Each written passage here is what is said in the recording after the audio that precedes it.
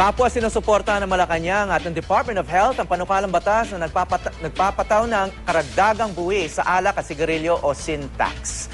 Magiging dagdag po ito sa pondo ng pamahalaan. Makakatulong din daw ito sa mga kababayan natin na makaiwas sa mga naturang bisyo. Lalo na po yung mga bata. Ayon sa pag-aaral ng World Health Organization sa buong Southeast Asia, nangunguna ang Pilipinas sa mga bansang may pinakamaraming nagsisigarilyo. Pero ang panukalang batas na ito, tinututulan ng mga manggagawa na maapektuhan ng karagdagang buwis. Kaugnay niya, makakapanayam natin si Undersecretary Ted Herbosa ng Department of Health. Magandang umaga, Yusek Herbosa. Magandang umaga, Howie. Thank you very much. So paano ba talaga makakatulong itong sin taxes?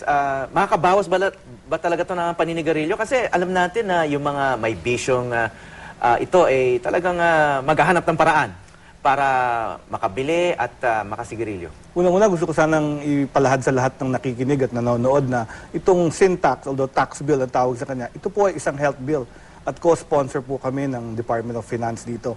Kasi po nasuri sa maraming pag-aaral sa iba't ibang bansa na hindi lang edukasyon ang kailangan para mapigilan ng paninigarilyo. Mga batas kagaya ng ganito, ng pagtataas ng presyo ng sigarilyo para yung mga pinakabata sa ating populasyon ay hindi na mag-umpisa ng paninigarilyo.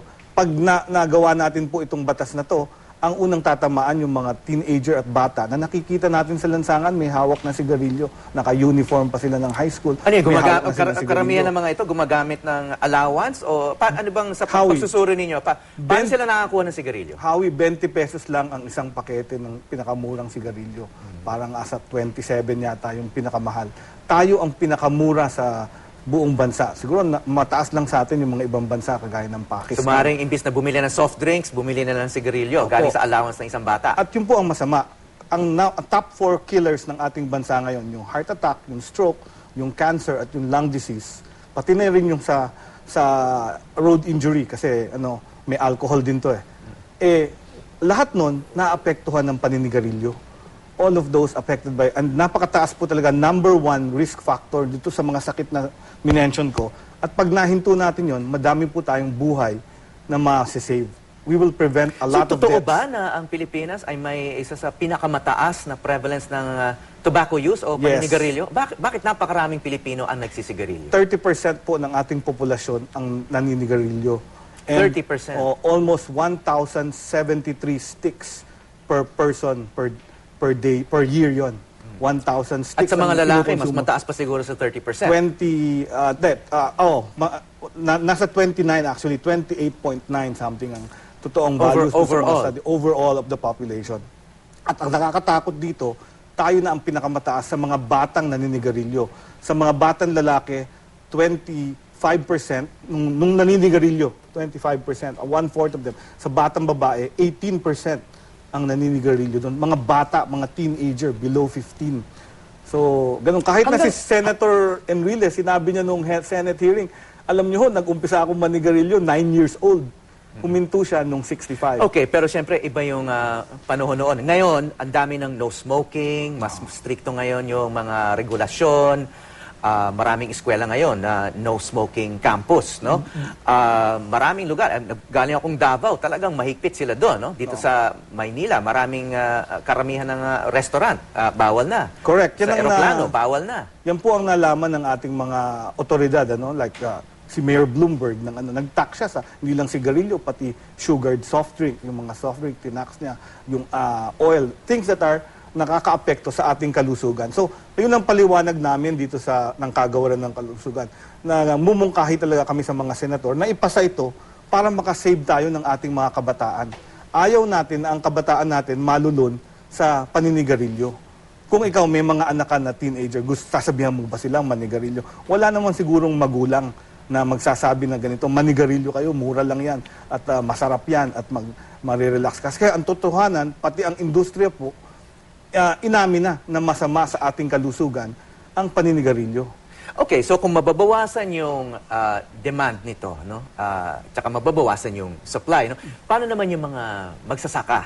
Yung mga tobacco farmers sa ilang probinsya sa Northern Luzon na umaasa sa itong cash crop na tobacco? Doon sa mga bansa, lalo na yung Thailand na nagpatupad na ng ganitong sin taxes, 300% markup in their excise tax in 1991. after 10, 20 years, hindi naman bumaba masyado yung incidence ng smoking. Kasi nga, sabi ko, yung naninigarilyo pa rin. So, bibilin pa rin nila yung presyo at a higher price. Kasi may habit na sila eh. Pero ang batas na ito, ang pipigilan, so ibig sabihin nun, yung mga magsasaka, yung ating mga sa industriya, empleyado ng mga factory, hindi sila mawawalan ng trabaho. Ito yung 10 years experience ng Thailand. Pero, na-prevent natin yung mga bata na mag-pick up ng smoking kasi mas mahal na yung sigarilyo. Okay, malaki yung kikitaan ng pamahalaan dito, no? Opo. Kikitain. Saan pumupunta yung Sa pondo? panukala po, naka-earmark yan sa pag-implementa ng universal healthcare or kalusugang pangkalahatan. Ilalahad po ito sa health insurance at mga fasilidad na pagpapagamot ng ating mga mamamayan. So itong tax na to makikinabang pati hindi naninigarilyo. So lahat ng tao, lalo na yung may hirap. And yung pa yung isang maging mabigat na problema natin sa mga pagsusuri, nakita na yung pinakamahihirap, ang pinakamalakas manigarilyo. At yung pinakamayayaman, ang pinakamababa ang prevalence ng sigarilyo.